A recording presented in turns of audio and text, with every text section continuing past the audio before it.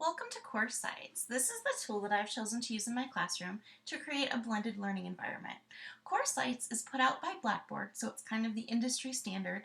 I always tell my students that as they're using Course Sites in my class, if they ever choose to take an online class in the future, whether it be in high school or in college, they'll kind of know what the format is because Blackboard tends to be the standard in the industry right now. So let's take a look at my course. So when students initially log into Course Sites, they will see whatever course the teacher has created. So this is my 6th grade computer literacy course. I have it set up so that when students initially log in, they automatically see the announcements. So as you can see as I scroll through here, the students are limited to the announcements that they can see. I only show the most current announcement and then any other important information, which as of right now, that's just the initial welcome announcement. Looking over to the left, this is where the navigation menu is for students. This is a collapsible and expandable menu for them, and there are multiple options that are available. These menus are completely customizable by the teacher, so I have it broken up into several different sections so that the students find it fairly easy to use. The first section I have is resources. There I have announcements, so anytime the students navigate away from the announcements page, they can simply click here and come right back to this page. Then I have the homework tab. Homework is where I post anything that the students are given for homework. So whether they are absent or if they lose their homework or they forget their agenda and they forget what it is, they can always click right here and access the current homework for that day. There's also a notes section under resources. This is where I post any and all notes that are taken in class so students have constant access to those. Even if they forgot their notebook in their locker, I can have them come to Course Sites and pull up a copy of the notes so that they're there for them to use. And then finally, the weekly writing. This is where they do various writing activities. We have a school-wide initiative that requires that students are writing on a regular basis in non-core classes, so this is my support for that. Just below resources, I have units of study. So these are the different units that we go through throughout the year, and more will be added. I only show units that we're currently working in or that we have previously been through. So we started off with typing, then we did Microsoft Word, then we did PowerPoint, and now we are on the internet. So I'll go ahead and just click on the internet to see, so you can get an idea of what it looks like. This particular unit, you'll notice at the top that the unit name and number are listed there, so students always know exactly where they are without having to try to figure out where did I click, what am I on. It's always displayed at the top. This particular unit has 2 different folders in it. We went through Internet Basics and now we're going through Internet Safety. So I'll go ahead and click on that because that's our most current unit of study. So here you can see this is kind of a basic layout of what the students see. This is their unit of study that they're going to go through.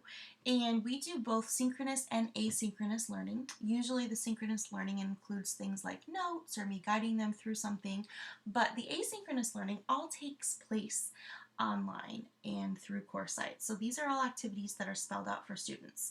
Now, because it's asynchronous, the students obviously can work at their own pace. It's a great way to differentiate instruction. So you'll see here that I have the titles of the assignments, and then I also have the yellow highlight. So it tells the students how long the assignment should take them, and then I have a standard pace completion. So I give them a date or a roundabout idea of when things should be completed. My students know very well that they're welcome to work through it quicker if they need to, or they can take their time and work slowly if they need to as well. It's just kind of to give them an idea of where they should be when. So everything's spelled out for the whole unit. They can work through things. They know that they have to work through them in order as well. You do have the option so that it will only show one activity at a time, and then as a student completes an activity, the next activity becomes available.